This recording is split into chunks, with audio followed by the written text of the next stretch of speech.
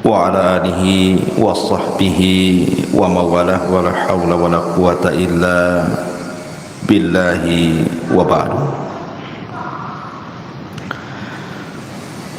Alhamdulillah, segala puja dan puji hanya milik Allah subhanahu wa ta'ala. Salawat dan juga salam kita hadiahkan kepada Rasul kita Nabi besar Muhammad sallallahu alaihi wa ala alihi wasallam.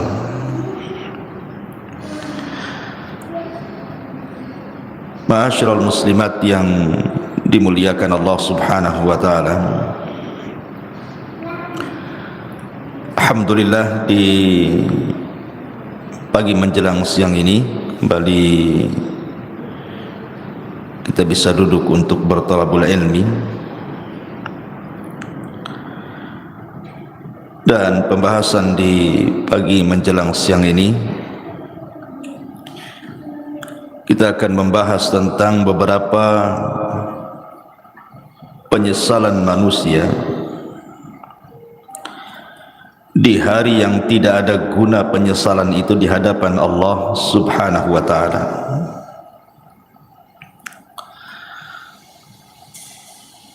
Ma'asyiral muslimat yang dimuliakan Allah subhanahu wa ta'ala, apa saja keinginan-keinginan manusia yang merupakan penyesalan dirinya dan tidak ada gunanya. Penyesalan itu tidak ada gunanya lagi.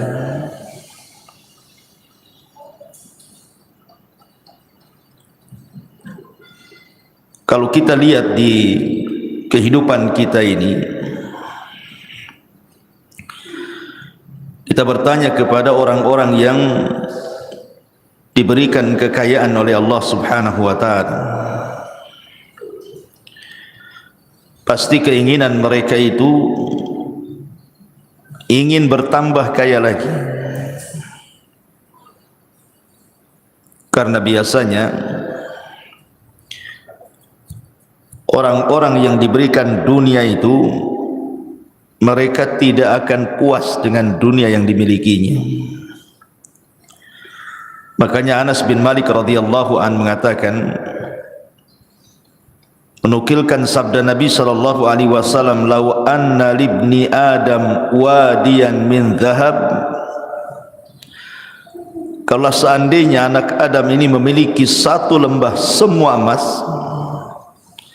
ahabba ayyakuna lahu wadiyan, pasti dia berkeinginan untuk menambah 2 lembah emas lagi. Walan yamla'a fahu illa turab wa yatubullahu ala man tab. Dan orang ini tidak akan puas mengejar cita-citanya untuk mengumpulkan dunia kecuali tanah yang menimbunnya. Kalau sudah ditimbun tanah, baru tahu, barulah dia menyesal.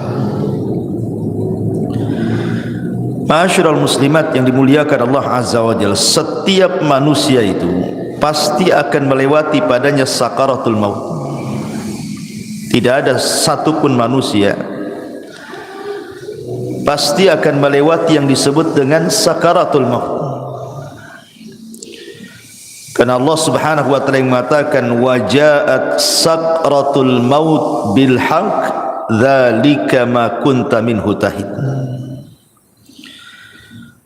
Dan akan datang sakaratul maut, dan itu sebuah kebenaran. Itulah yang membuat manusia lari padanya. Apabila malaikat maut sudah dekat dengan kita, dan malaikat-malaikat pembantu malaikat maut ikut serta di dalamnya yang disebut dengan rusulul maut, rasul-rasul kematian. Ketika malaikat maut mulai mencabut nyawa kita, maka dimulai dari ujung jari jemari setiap manusia. Kemudian ruh itu berjalan sedikit demi sedikit sampai di tenggorokan. Ketika nyawa di tenggorokan inilah, maknanya manusia sudah tidak akan selamat lagi. Hatta idza balagatit tarak wa qila man rah. Sampai ketika ruh itu sampai di tenggorokan manusia, tidak ada yang bisa meruqyah dia, mengembalikan ruh ke dalam jasadnya. Disitulah dia terbayang keinginan-keinginan, penyesalan-penyesalan yang tidak ada guna penyesalan itu. Apa saja penyesalan-penyesalan yang akan dirasakan saat detik orang sakaratul maut itu. Walaupun dia menjerit kepada Allah Subhanahu wa taala untuk dikembalikan ke dunia, melaksanakan penyesalan yang sudah ia tinggalkan, baik perkara yang harus dilaksanakan atau perkara yang harus ditinggalkan, percuma saja penyesalan kala itu. Inilah kita akan bahas beberapa penyesalan-penyesalan ketika orang berada fi firashil maut, tempat tidur kematian. Apa saja penyesalan-penyesalan itu? Ma'asyiral muslimat yang dimuliakan Allah Azza wa Jalla, kita harus bedakan keinginan orang-orang yang beriman saat detik-detik kematiannya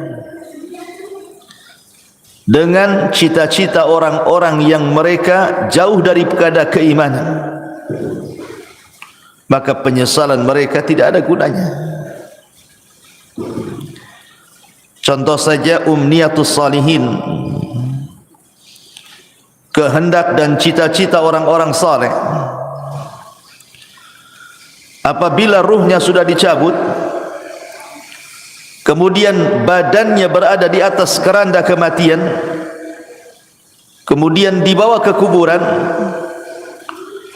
maka orang-orang soleh akan mengatakan saat jasadnya dibawa ke kuburan, qaddimuni qaddimuni, segerakan aku, segerakan aku, segerakan aku, segerakan aku. Maksudnya jangan dilambatkan jalannya supaya cepat dikubur, karena dia tahu di hadapan dia ada nikmat yang luar biasa. Tetapi kalau dia orang fasik, orang jahat, maka dia akan berteriak kepada orang-orang yang membawa jasad dia ke kuburannya dan mengatakan, ya wailaha aina yadhhabuna biha. Celaka, celaka, hendak kau bawa ke mana jasadku ini? Dia pun berteriak-teriak, tidak ada yang mendengar selain makhluk-makhluk di luar manusia dan jin. Ma'asyiral muslimat yang dimuliakan Allah Subhanahu wa taala, apabila seorang yang beriman betul-betul sudah dimasukkan ke dalam kuburan, kalau dia meninggal karena mati syahid, maka dia akan meminta kepada Allah Subhanahu wa taala untuk dikembalikan ke dunia. Untuk apa? Untuk berperang kembali dan mati syahid kedua kalinya, dan itu kemuliaan baginya. Makanya Jabir bin Abdullah radhiyallahu anhu pernah menceritakan saat kematian ayahnya Abdullah ibn Haram. Jadi saat kematian Abdullah ibn Haram, Jabir bin Abdullah ini, dia merasa sedih. Bagaimana tidak ayah tercintanya satu-satunya harus mati syahid di Uhud. Kemudian sambil memeluk ayahnya yang sudah tidak bernyawa itu, maka Nabi SAW mengatakan, ya Jabir, tabki aw la tabki, wallahi ma kallama Allahu ahadan qat min wara'i hijabin wahiyan abaka fakallamahu kifahan bila turjuman. Jabir, menangis ataupun engkau tidak menangis, sungguh Allah Subhanahu wa taala tidak pernah bicara pada siapapun di balik tabirnya secara wahyu kecuali bapakmu. Bapakmu diajak bicara oleh Allah tanpa penerjemah, di mana Allah Subhanahu wa taala mengatakan kepada ayahmu, tamanna ya abdi, berangan-anganlah wahai hambaku, bercita-citalah wahai hamba-hambaku. Ya abdi tamanna alayya u'tik, wahai hambaku, mintalah sesuatu kepadaku, aku akan beri. Maka ayahnya Jabir, Abdullah ibn Haram, mengatakan, ya Rabb, ya Rabb, tuhyini fa'aqtulu fika thaniyatan, hidupkan aku kembali ya Rabb, supaya aku bisa berperang untukmu kedua kali, dan aku bisa mati syahid kedua kalinya. Tapi Allah Subhanahu wa taala mengatakan, innahu qad sabaqa minni annahum ilaiha la yarji'un. Tidak mungkin wahai Abdullah, orang yang sudah mati itu hidup lagi. Kemudian Abdullah ibn Haram mengatakan, kalau begitu sampaikan kepada orang-orang yang masih hidup akan posisiku di hadapan. Maka Allah Subhanahu wa taala turunkan ayat, wala tahsabanna alladhina qutilu fi sabilillahi amwatan bal ahya inda rabbihim yurzaqun. Jangan kau sangka orang-orang yang mereka mati di jalan Allah, terbunuh dalam jihad, mereka mati. Tidak, mereka hidup. Mereka diberikan rizki di hadapan Allah Subhanahu wa ta'ala. Inilah cita-cita orang-orang yang beriman. Walaupun cita-cita ini mustahil dilakukan, mustahil terkabulkan, tapi cita-cita mereka mulia, ingin hidup kembali, ingin berperang karena Allah, dan ingin mati syahid kedua kalinya. Begitulah umniyatus salihin, angan-angan orang-orang yang saleh. Makanya dalam surah Yasin ada satu kisah yang disebut dengan Habibun Najjar. Dalam surah Yasin itu ada kisah yang disebut dengan kisah Habibu An-Najjar. Bagaimana kisahnya Habibun Najjar itu? Jadi suatu hari di sebuah perkampungan di zaman setelah Isa bin Maryam, sebelum diutusnya Nabi sallallahu alaihi wasallam, di kampung itu atau daerah itu sangat penuh dengan kezaliman, penuh dengan kesyirikan. Diutuslah oleh Allah Subhanahu wa taala dua nabi untuk mendakwahi kampung tadi. Ada yang mengatakan bahwa dua orang ini bukan nabi tetapi murid-muridnya Isa bin Maryam untuk mendakwahi daerah tersebut, tapi didustakan oleh kaumnya. Akhirnya Allah Subhanahu wa taala mengutus satu lagi untuk menguatkan yang dua orang yang sedang berdakwah itu, tapi didustakan lagi, sampai akhirnya tiga utusan ini hampir dibunuh. Datanglah seorang laki-laki yang bernama Habibun Najjar, yang sudah beriman sebelumnya kepada tiga utusan ini, memperingatkan orang-orang yang menentang tiga utusan itu. Kemudian malah dia jadi sasaran pembunuhan. Niatnya membela para utusan, akhirnya dibunuh oleh orang kampung itu. Ketika dia mati,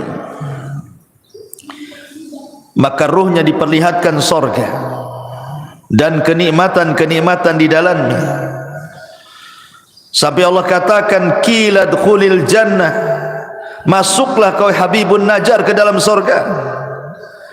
Qala, maka Habibun Najjar mengatakan, ya laita qaumi ya'lamun bima ghafara li rabbi wa ja'alani minal mukramin. Duhai kiranya kaumku tahu, duhai kiranya kaumku tahu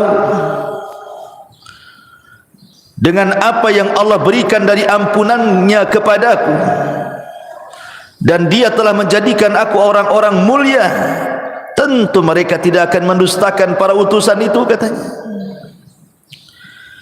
Itulah umniyatus salihin, cita-cita, keinginan-keinginan orang-orang soleh apabila sudah meninggal. Akan tetapi di sana ada yang disebut dengan umniyatut talihin, keinginan, cita-cita, penyesalan dari orang-orang yang tidak memiliki keimanan, orang fasik, orang jahat. Tetapi keinginan mereka hanyalah sebuah penyesalan, tidak ada guna. Apa saja itu? Pertama, mereka akan menyesal karena mereka meninggalkan sholat. Orang-orang yang sedang sakaratul maut ataupun orang-orang yang sudah mati, maka mereka akan menyesal kenapa ketika mereka masih sehat, masih hidup normal, mereka meninggalkan sholat. Ini yang akan jadi penyesalan orang-orang yang sedang sakaratul maut itu. Kenapa dulu aku meninggalkan sholat? Sampai-sampai disebutkan dalam hadis Abu Hurairah radhiyallahu anhu, suatu hari Nabi SAW lewat di sebuah kuburan. Kemudian Nabi bertanya, man sahibu hadal qabri, siapa yang dikubur di sini? Rasul bertanya kepada para sahabat, siapa orang yang dikubur di kuburan ini? Maka para sahabat mengatakan, fulan wa fulan, fulan dan fulan wahai Rasul. Maka Nabi SAW mengatakan, rak'atani ahabbu ila hadha min baqiyati dunyakum.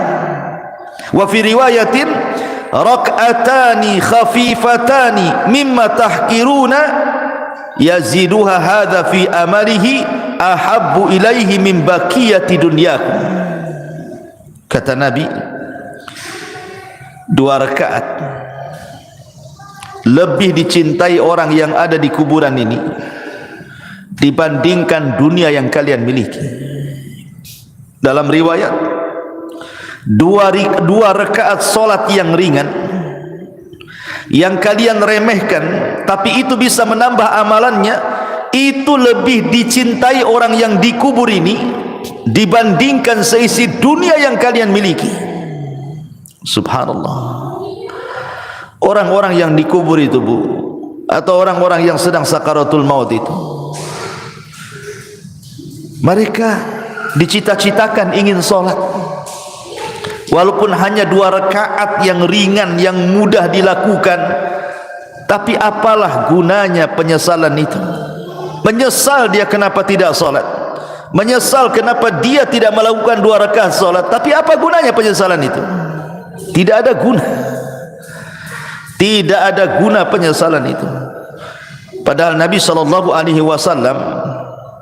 saat detik-detik wafatnya, apa kata Rasul? As-salatu salat wa ma malakat aimanukum. Jaga solat, jaga solat, dan hamba-hamba sahaya di antara kalian. Bahkan Umar bin Khattab radhiyallahu an, saat detik-detik wafatnya, Umar sampai mengatakan, la hadza fil Islam liman taraka shalah. Tidak ada bagian dalam Islam, kata Umar, bagi orang yang tidak melaksanakan salat. Itu di akhir-akhir usia Umar, saat detik wafatnya, dia ingatkan soal salat. persis seperti wasiat Nabi sallallahu alaihi wasallam, as-salatu shalah wa ma malakat aymanukum. Maka sebelum waktu itu akan datang, penyesalan akan diungkapkan. Tapi apalah gunanya penyesalan itu di hadapan Allah? Maka dari sekarang jangan pernah tinggalkan sholat, karena ini adalah penyesalan orang-orang sakaratul maut nanti. Tapi heran hari ini kan, Masya Allah ya, orang yang meremehkan sholat itu kayaknya biasa-biasa saja, kayak nggak berdosa saja orang tak sholat tuh, kayak nyantai gitu deh Bu ya.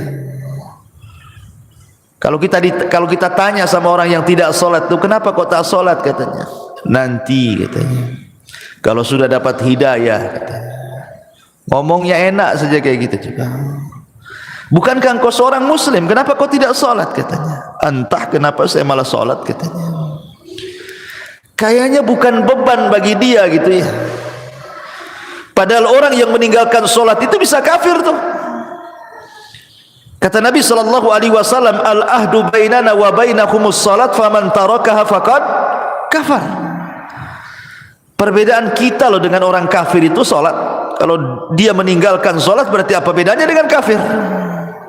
Makanya Rasul mengatakan faman tarakaha faqad kafar. Siapa yang meninggalkan bisa kufur dia. Maka Bu, nasihati kalau ada keluarga yang tidak salat, ajarkan salat. Suruh mereka sholat. Jangan sampai datang waktu di mana dia ingin sholat, tapi keinginannya hanya menjadi penyesalan bagi dia, karena tidak ada guna. Nyawa sudah di tenggorokan, itu sudah nggak ada guna lagi taubat.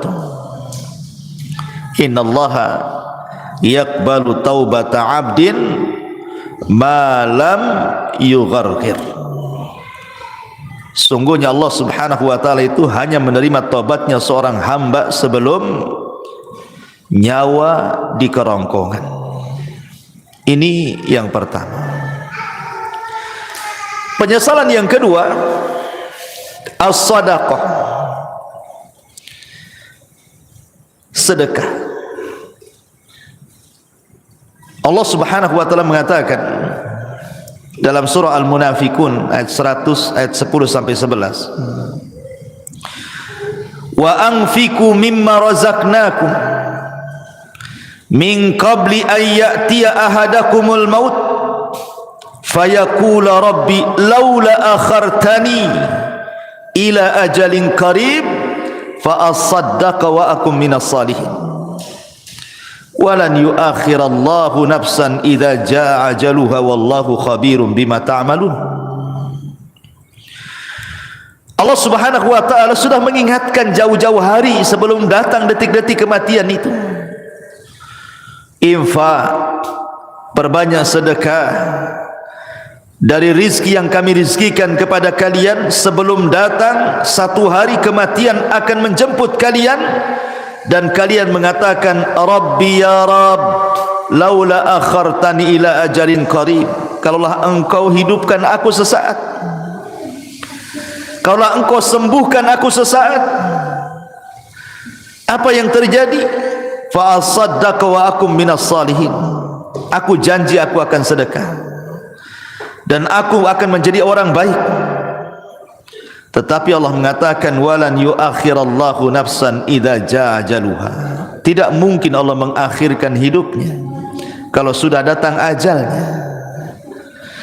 Tidak mungkin Allah mengakhirkan hidupnya, mengembalikan nyawa yang sudah ditenggorokan dikembalikan kepada badannya kalau sudah ditetapkan hari itu dia harus mati.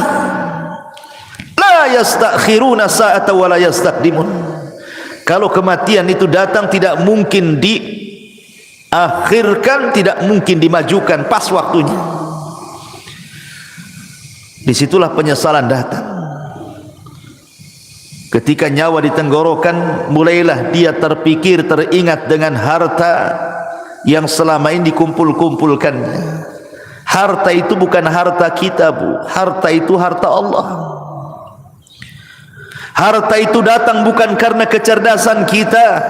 Harta itu datang bukan karena jerih payah kerja keras kita, bukan pula karena jabatan-jabatan kita. Tidak, semua harta itu datang dari Allah.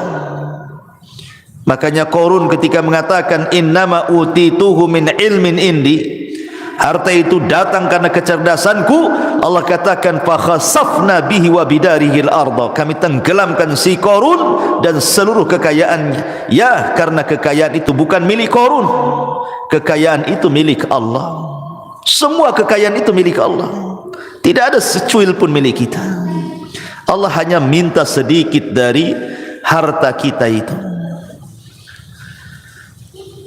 Allah tidak minta banyak seperti zakat. Allah hanya minta 2,5% dari 85 gram emas itu. Tidak banyak. Apalagi itu harta bukan harta kita, harta Allah. Tetapi karena manusia zuyyina linnasi minasyahwat, dihiasi syahwat-syahwat dunia inilah, akhirnya dia bakhil.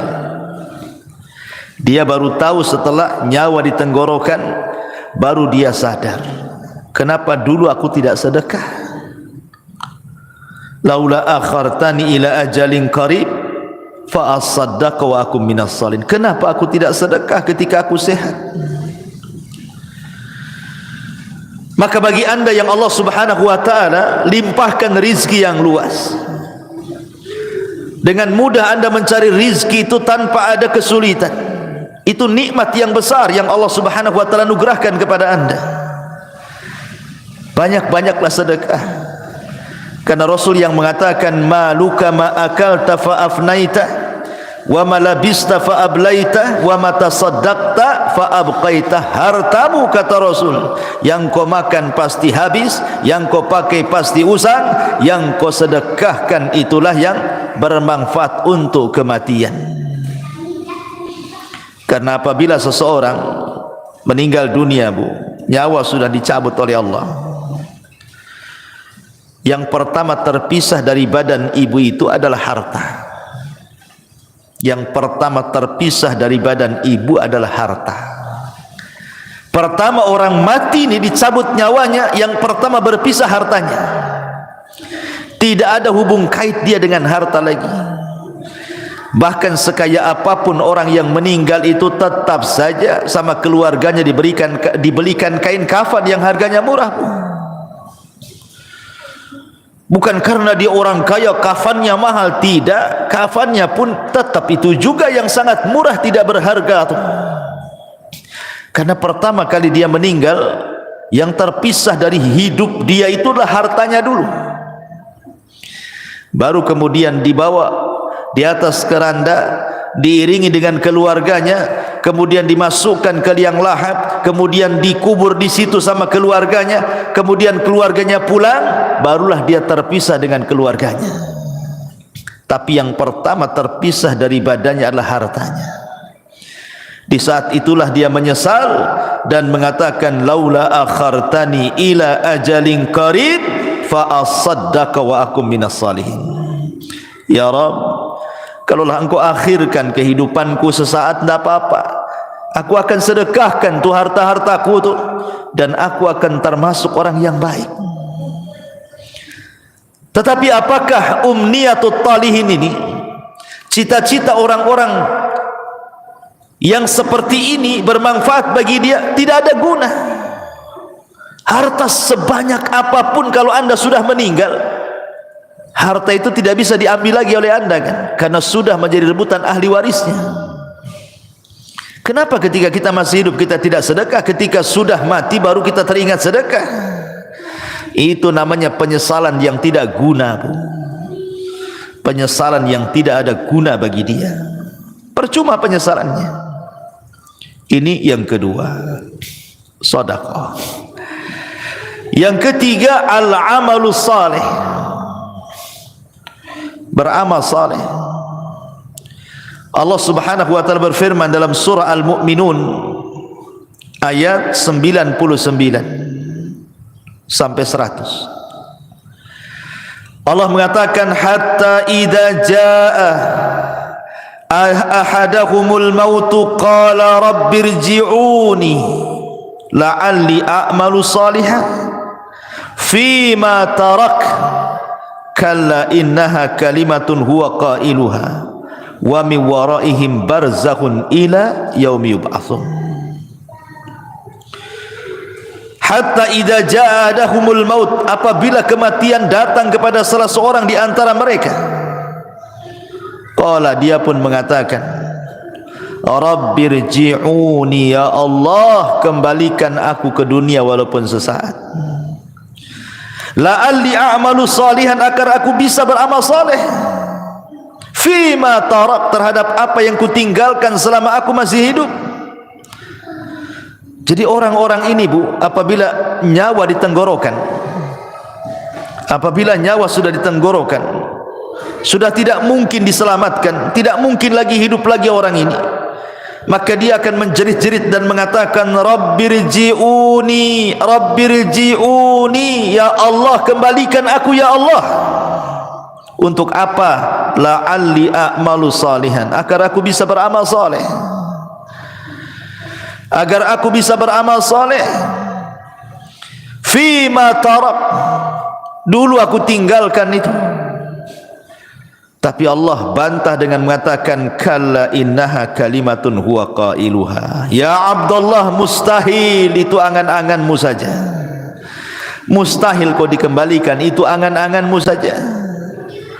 Wa min waraihim barzakhun ila yaumi yub'atsun, karena antara dirimu dan dunia itu ada dinding pemisah yang disebut dengan barzah. Mustahil kau kembali ke dunia. Maka sebelum datang penyesalan yang tidak ada guna itu, Bu, perbanyak amal soleh. Perbanyak amal soleh. Amal soleh kan banyak, baik yang bermanfaat untuk diri sendiri ataupun amal soleh yang bermanfaat untuk orang lain. Sekecil apapun amal itu pasti akan dibalas oleh Allah. Wa man ya'mal mithqala dzarratin khairan yarah wa man ya'mal mithqala dzarratin syarran yarah. Tapi apalah gunanya umniyatu talihin ini? Kalau sudah detik-detik wafat tiba-tiba mikir amal saleh, enggak ada guna. Enggak ada gunanya. Yang ada dia akan dipertanggungjawabkan di hadapan Allah Subhanahu wa taala. Ini yang ketiga. Yang keempat, orang-orang yang akan menyesal saat detik-detik sakaratul maut adalah ketika di dunia dia tidak pernah membaca Al-Quran. Di dunia dia tidak pernah membaca Al-Quran. Sampai ada, Bu, di masyarakat itu yang usianya sudah 40 tahun, 50 tahun, 60 tahun, bahkan 70 tahun pun tidak pernah tangannya memegang mushaf Al-Quran, tidak pernah lisannya menggerakkan untuk membaca Quran. Subhanallah. Di masyarakat itu ada, dia muslim KTP-nya, tapi sama Quran itu tidak pernah baca. Apalagi ketika Allah memberikan fitnah kepada kita berupa handphone ini, dia bisa loh mengikuti berita politik, berseri. Hari ini apa beritanya, besok apa beritanya, lusa apa beritanya, terus diikuti itu. Orang berkasus disidangkan di pengadilan, kita tidak ada hubungan kerabat dengan dia, Bu, diikuti kasusnya. Cemana sidang hari ini, cemana sidang besok, cemana sidang lusa, padahal nggak ada manfaatnya untuk kita tuh. Ibu bukan saudara dia, dia pun bukan saudara ibu. Sibuklah ibu cerita tentang persidangan dia, disibukkan hari-hari. Belum lagi yang nonton kuliner tuh, diikutilah itu. Apa nih hari ini dia masak apa nih, besok masak apa, lusa masak apa gitu. Atau artis tertentu yang suka mamer-mamerkan kekayaan itu, Bu, diikutilah blognya itu, jadi subscribe-nya lagi, langganan dia. Wah, ini baru ngupload nih si Atris ini, Apalah gunanya ibu dengan artis itu? Nggak ada guna kan? Manfaatnya apa? Dia yang kaya, ibu yang dalam ludah yang nengok di handphone itu kan, nggak ada guna tuh. Ngapain ngikut-ngikut kayak gitu itu? Coba kalau nggak ditonton artis itu, bangkrut juga dia. Jangan ditonton, nggak akan dia dapat duit juga. Karena itu sama kan, kalau kita nonton kan habis pulsa kita, itu sama kita ngasih uang sama orang kaya itu. Ibu sudah miskin, artis ini kaya, nonton program dia, uang kita habis di pulsa, dia pula dapat duit. Akalnya di mana coba? Hilang akalnya orang tuh. Hari-hari kok bisa dia ngikutin tuh ya? Padahal yang ditontonkan kepada kita itu tidak ada guna dunia akhirat tuh. Tidak menambah kekayaan kita, ya tidak menambah pahala kita. Yang ditonton dia sedang pamer-pamer rumah, pamer-pamer kendaraan, pamer-pamer jalan-jalan, pamer-pamer anaknya, pamer-pamer istrinya, suaminya. Na'udzubillah, thumma na'udzubillah.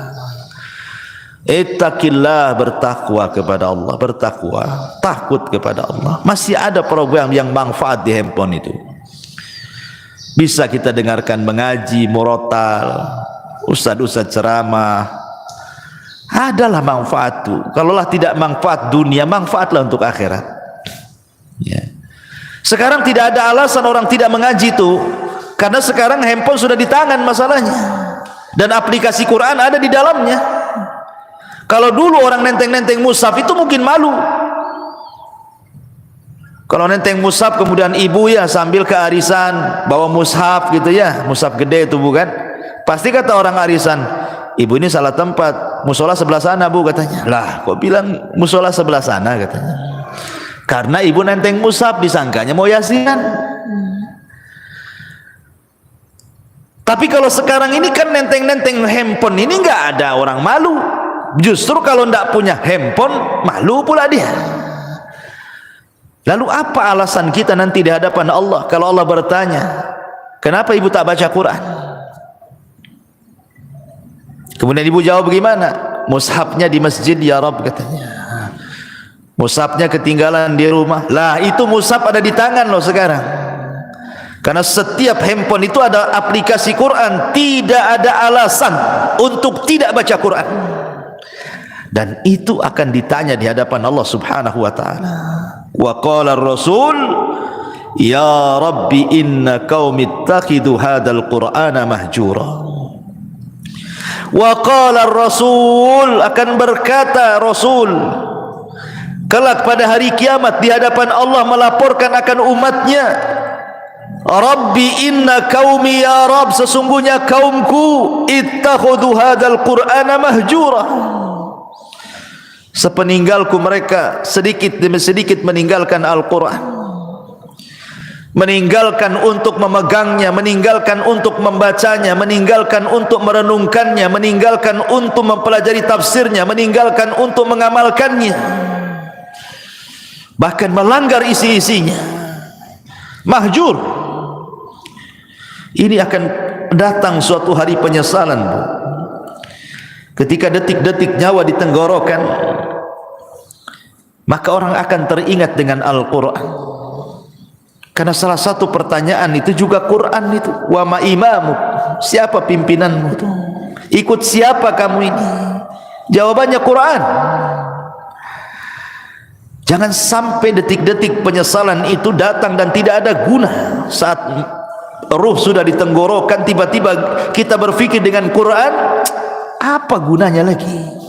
Anda sudah tidak bisa baca Quran, Anda saja dibacakan Quran.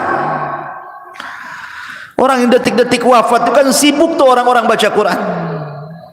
Anda saja ditalkinkan tidak bisa ngomong, macam mana mau baca Quran? Apa nunggu kita tidak bisa menyebut kalimat kecuali la ilaha illallah baru terpikir ingin baca Quran? La ilaha illallah. Jangan. Ini akan jadi penyesalan yang tidak ada guna nanti.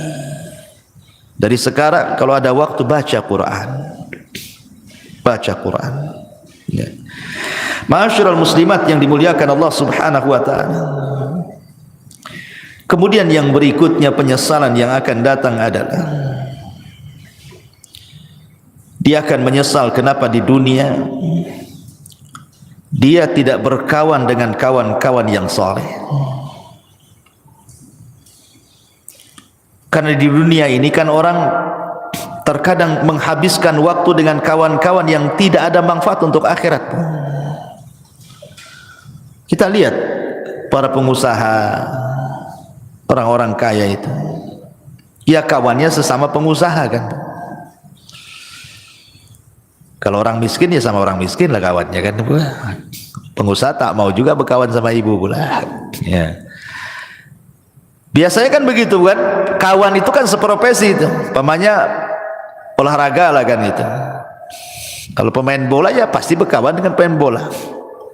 Tak mungkin lah pemain bola berkawan dengan bulu tangkis, gak nyambung tuh.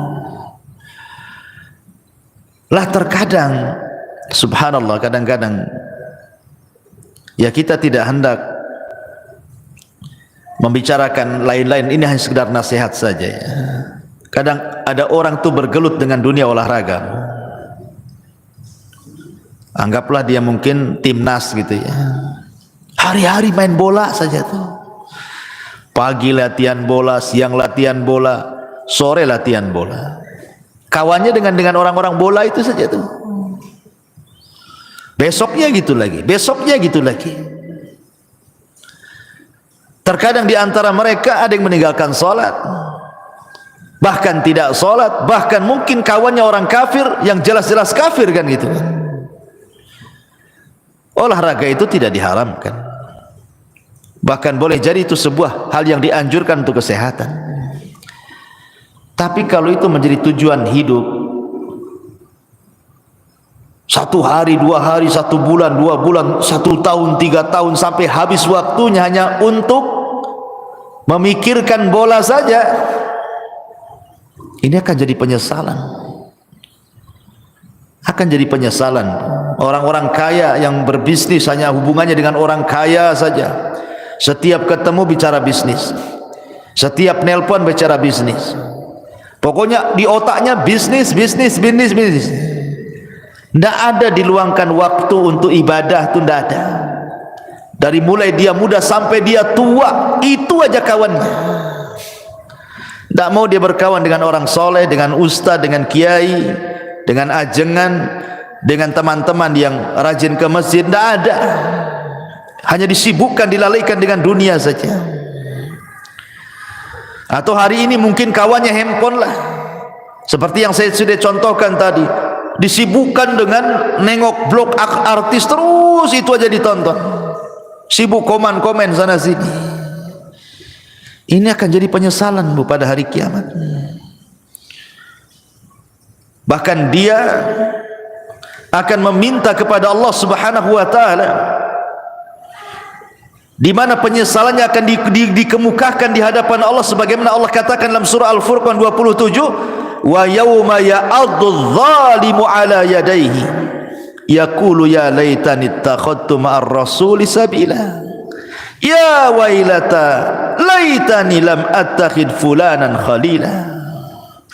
Pada hari di mana orang zalim menggigit jarinya dan mengatakan, duhai celaka, kenapa ketika aku masih sehat di dunia aku tidak mengambil Rasul sebagai kawan?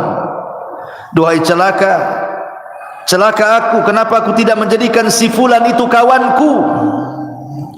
Makanya Hasan Al-Basri mengatakan, istaghfiru min sahibikumus salih fa innahu yanfa'ukum yaumal qiyamah.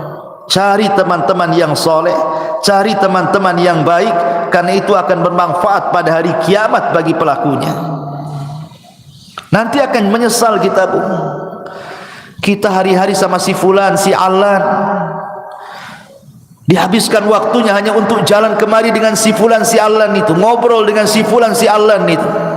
Lupa bertahun-tahun, sampai lupa sholat, lupa puasa, lupa baca Quran, lupa zakat, macam-macam. Kan ada orang disibukkan hari-hari dengan itu saja kan. Lah, nanti akan jadi penyesalan. Cari teman-teman yang baik, cari teman-teman yang saleh, supaya jangan jadi penyesalan di hadapan Allah Subhanahu wa taala. Ini kalau orang sudah sakaratul maut tiba-tiba kemudian berpikir, kenapa aku tidak ke masjid bersama orang-orang yang salat di masjid? Kenapa aku tidak mengaji bersama orang-orang yang mengaji?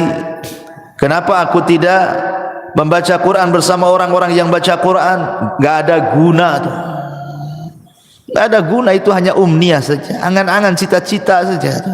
Karena nyawa sudah ditenggorokan, apalah gunanya itu? Maka sebelum penyesalan itu datang, dari sekarang cari teman-teman yang baik yang bisa menyelamatkan kita. Ma'asyiral muslimat yang dimuliakan Allah Azza wa Jalla. Lalu apa lagi? Orang-orang yang melalaikan keluarga. Orang-orang yang melalaikan keluarga di masa hidupnya. Boleh jadi dia biarkan anak-anaknya bermaksiat kepada Allah. Orang tuanya membiarkan anaknya seperti itu. Anaknya membuka aurat, dibiarkan saja. Tidak pernah disuruh menutup aurat atau diberikan jilbab untuk menutup aurat. Anaknya hilang bergaul dengan siapa, tidak pernah ditanya, nak siapa kawanmu itu? Solat tidak, pakai jilbab tidak, macam mana dia agamanya, tidak pernah ditanya. Kalau sudah keluar les, yang penting dia balik, ya kan? Tidak ada kecemburuan, tidak ada kecemburuan kepada keluarga. Terutama kepala-kepala rumah tangga itu disebut dayus namanya. Dayus itu orang yang dilaknat Allah karena tidak punya kecemburuan kepada keluarganya. Jangan sampai seperti Allah yang Allah katakan, antakula nafsun ya khasrata ala ma farrattu fi jambillah. Jiwa akan mengatakan, duhai aku rugi, ma farrattu fi jambillah, berapa banyak kemudian kelalaian-kelalaian yang aku lalaikan di sisi Allah. Aku tidak mengurus keluargaku, tidak bertanggung jawab kepada keluargaku, tidak mengarahkan mereka ke dalam agama, tidak mengarahkan mereka untuk salat, untuk baca Quran, untuk belajar agama. Semua akan ditanya nih. Semua akan ditanya dan akan menjadi penyesalan kelak pada hari kiamat. Amanah ini akan ditanya. Ya hasrata ala ma farrattu fi jambillah. Ma'asyiral muslimat yang dimuliakan Allah Subhanahu wa taala. Maka sebelum itu terjadi, arahkanlah orang-orang tua, ibu-ibu, supaya anak-anak itu menjadi anak yang soleh dan solehah. Karena itu manfaatnya untuk kita masalahnya. Apabila ibu sudah meninggal, siapa yang mendoakan itu kalau bukan anak-anak? Ibu sudah tidak bisa beramal di kuburan itu. Ibu hanya menanti doa anak-anak yang mengatakan, Rabbighfirli wali walidai, ya Allah ampuni aku dan kedua orang tuaku. Itulah harapan kita ketika masuk kuburan itu, adalah transfer doa-doa ampun dari anak-anak kita. Dan itu tidak mungkin dilakukan anak kecuali kita yang mendidik anak itu dari kecil sampai dia menjadi anak soleh dan soleh, baru dia akan doakan orang tuanya. Dan ini akan jadi penyesalan, kenapa dulu saya tidak didik anak saya. Pernah saya ceritakan kan sama ibu, bu, saya itu waktu di Kijang, Tanjung Pinang sana, saya disuruh untuk memandikan jenazah. Ustaz, bisa enggak mandiin jenazah? Bisa, ada waktu insyaallah. Jadi saya datanglah ke rumahnya, saya mandikan jenazah, saya juga kafani bapak yang meninggal itu, kemudian saya solatkan. Ketika jenazah itu dari rumah hendak diangkat ke musola, karena dekat musolahnya dari rumahnya itu.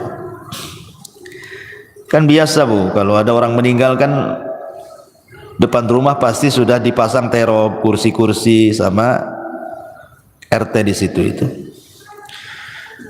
Jadi setelah kemudian jenazah itu di masjid, coba saya tanya, mana keluarganya, mana keluarganya, biar dia di saf pertama mau saya bimbing supaya dia mendoakan orang tuanya, karena kan doa yang paling mustajab itu doa ketika sholat jenazah kan, bagi si mayat itu, dan itu doa terakhir anaknya kan gitu.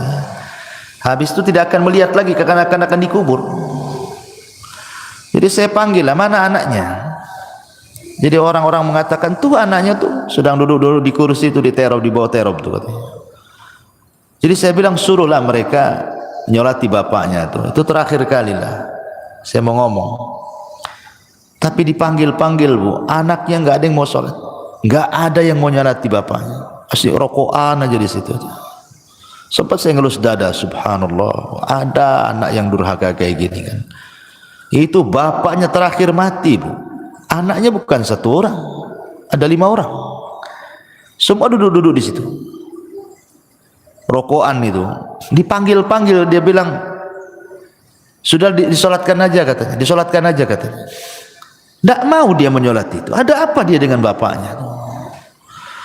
Tapi dengan peristiwa ini, kita lihat kan, ini yang salah mesti bapaknya nih, ketika dia masih hidup. Tidak mungkinlah kalau seandainya bapaknya itu baik mendidik anak-anaknya itu.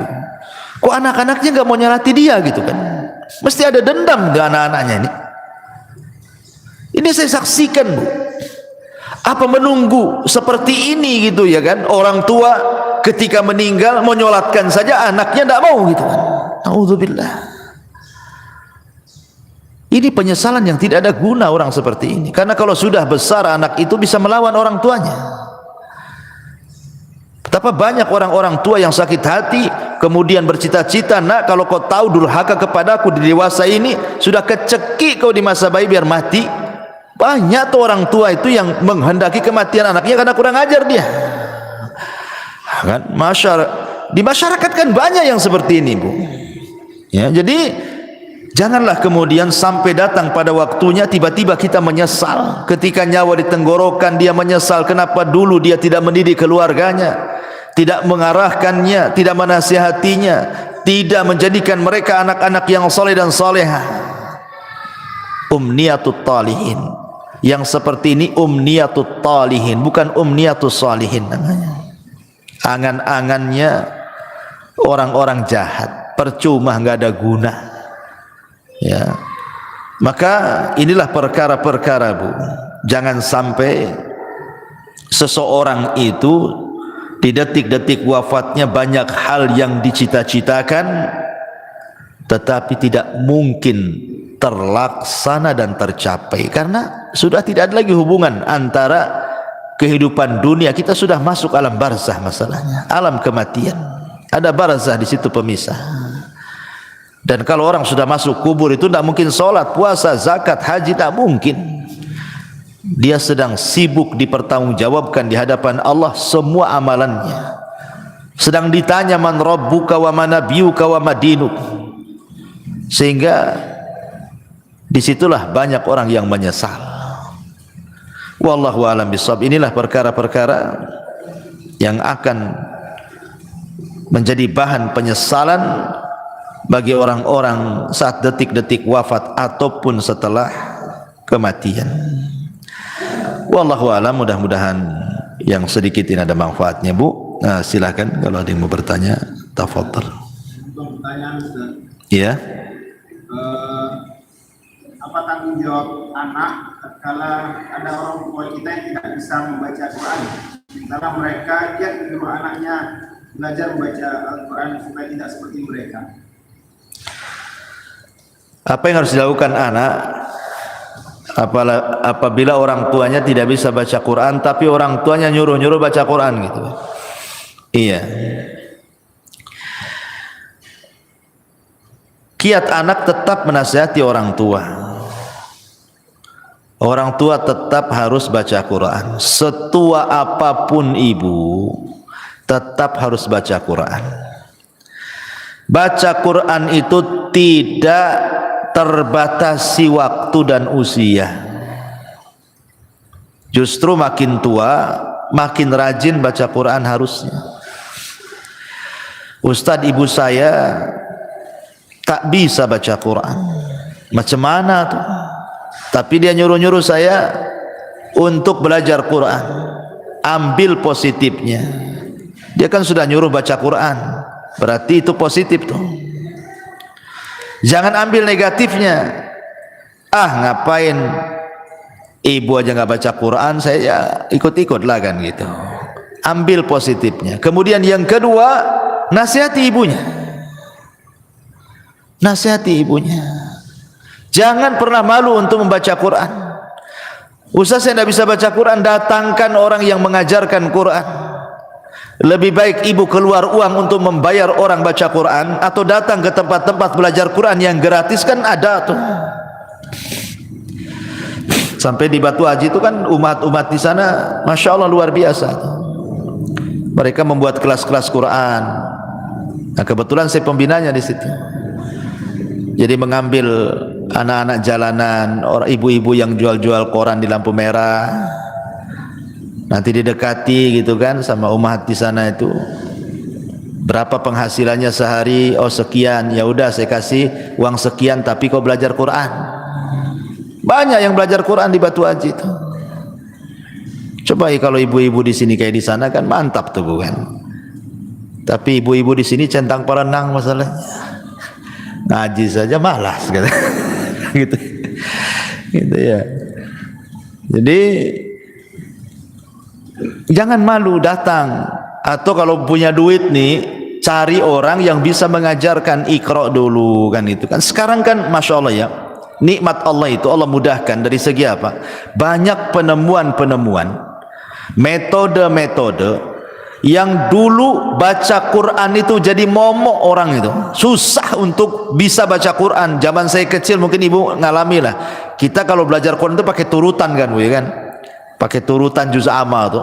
Lama 2-3 tahun tuh enggak bisa baca Quran tuh. Masih susah gitu mau nyebut itu ya. Mau tajwidnya apalagi itu susah, enggak lancar itu 2-3 tahun itu. Tapi sekarang lo ada metode ditemukan 24 jam dia bisa mampu untuk mengenal huruf-huruf hijaiyah. Ditemukan metode tuh. Metode 3 hari bisa baca Quran, metode 10 hari bisa baca Quran. Allah mudahkan loh semuanya. Dengan ditemukan metode-metode mudah. Lah sekarang sudah ditemukan metode-metode mudah, kok tidak mau belajar Quran? Dulu orang-orang dulu ketika susah ditemukan metode-metode ini sehingga 2-3 tahun baru lancar itu, oh sampai dipecut-pecut sama orang tuanya. Saya masih ingat dulu itu waktu di kampung belajar Quran itu ngantri di depan Pak Ustadz tuh yang ngajar Quran tuh, kalau ngantuk itu diambil korek api Bu, kemudian dibakar alisnya tuh. Saya masih ingat itu ya, itu zaman dulu tuh. Nanti nih kalau salah beberapa kali Bu direndam di kolam. Di masjid itu di Jawa Barat tuh kan ada kolam tuh. Ini kalau ndak bisa-bisa Bu direndam di kolam tuh, menunjukkan malas anak itu. Tuh orang dulu tuh pendidikannya Quran tuh kayak gitu kan. Sekarang alhamdulillah ndak ada kekerasan lagi. Dan sekarang juga ditemukan metode-metode mudah gitu. Lah kalau sudah ditemukan metode-metode mudah, kok ndak mau belajar Quran, itu aneh. Ustaz, orang tua saya sudah tua kali, ndak mungkin lah belajar Quran. Sakit-sakitan. Ya sudahlah, kalau memang mustahil dia didengarkan Quran sajalah. Dengarkan murotal. Kalau tidak mau belajar Quran, dengarkan Quran. Nah itulah terakhir, apalagi ya. Wallahu a'lam.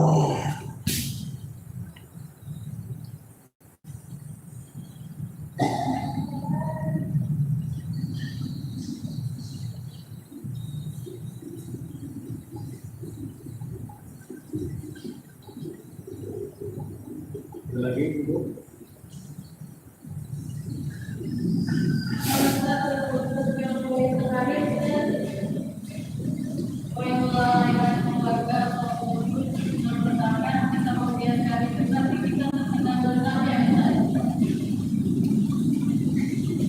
Mana?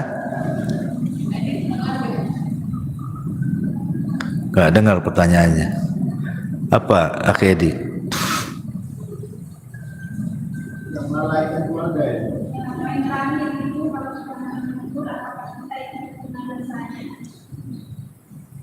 Yang melalaikan keluarga semasa hidup Ustaz. Nah, tatkala kita tidak menegur, apakah kita terkena dosanya? Oh iya, alhamdulillah. Ya kalau seandainya kita bagian daripada keluarga tersebut, ya kita harus menegurnya. Kita harus menegurnya, jangan melalaikan. Kalau kita bagian daripada keluarga tersebut, itu dalam rangka tanasuh, wa tawassaw bil haqqi wa tawassaw bis sabri namanya. Saling tanasuh dengan kebenaran. Tegur. Pamannya ibu nih, ya, suaminya cuek-cuek saja gitu kan. Ibu pula yang berinisiatif. Ngomong, tolonglah bang, abang ini kepala keluarga, ya arahkanlah anak itu. Saya sudah coba juga ngarahkan anak, tak bisa-bisa gitu kan. Kerja saling mengingatkan, kan memang harus begitu, tanasuh saling mengingatkan. Kadang ada waktu-waktunya lalai, waktu-waktunya lupa, ya harus diingatkan. Atau umpamanya ibu mengingatkan keluarga saudara, umpamanya ibu punya adik,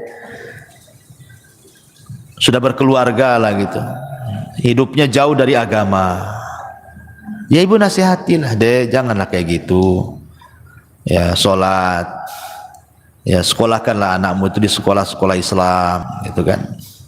Itu bagian tanasuh, walaupun itu bukan tanggung jawab ibu itu, karena kalau sudah adik atau kakak itu kan sudah berkeluarga, kan sudah beda kamar kan gitu Pak ya. Ya, tetapi kan dalam rangka tanasuh ya tidak apa-apa, kita sampaikan saja kepada keluarga. Itu dalam rangka dakwah kepada keluarga, ku anfusakum wa ahlikum nara, jaga diri kalian dan keluarga kalian dari api neraka. Ya tidak apa-apa, terus diingatkan saja. Wallahu a'lam.